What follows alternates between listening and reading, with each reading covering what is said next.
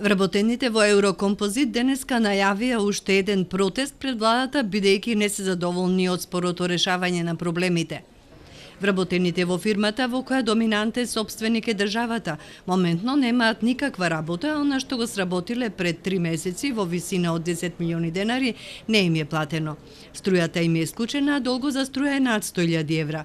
При вчерашната посета на Прилеп, вице-премиерот Анѓушев, кој на неколку пати имал средба со раководството и синдикатот на фирмата, истакна дека до крајот на месецов дел од вработените кои се пријавија да одат како технолошки вишок, ќе бидат пријавени во Агенцијата за вработување со цел да ги оствара своите права.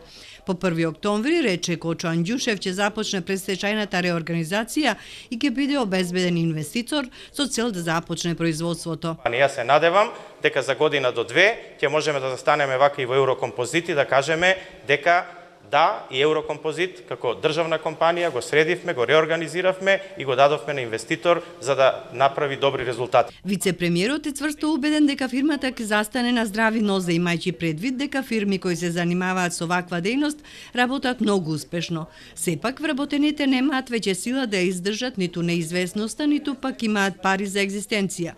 Тие и понатаму бараат државата да им ги исплати отпремнините, бидејќи фирмата, како што предложи владата, нема ниту денар на сметка.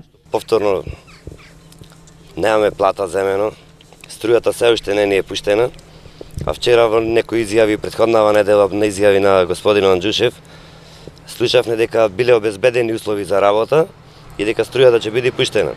Значи повеќе од 3 недели наша фабрика не работи, работниците се пуштени дома, и му е кажано да седа дома и да чека повик за на работа. И до кога мисла да седиме дома и да чекаме повик, и ние не знаеме. А вчера слушавме на некоја изјава дека до 30 ќе си замина луѓето технолошки вишак и со реорганизација дека фирмава ќе продолжи да работи. Последната плата ја зедовме пред 1,5 месец од 12.000 денари и ако мислите дека се живи со 12.000 денари, тогаш да не го искажуваме реалто наш, да си продолжиме да си животаркаме.